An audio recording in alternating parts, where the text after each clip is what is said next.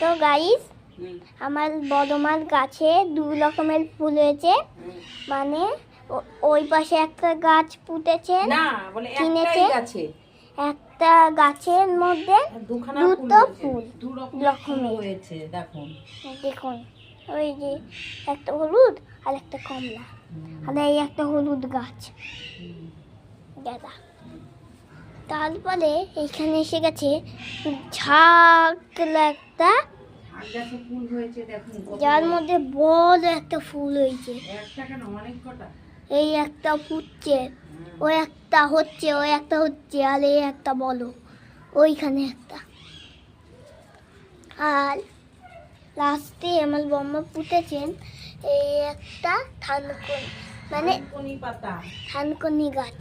থানকুনি গাছ, টমাটম গাছ, শিউলি গাছ, তারপর তুলসী গাছ বাগান করেছে আমার বৌমা এই জায়গাটায়। হ্যাঁ এই জায়গাটায়।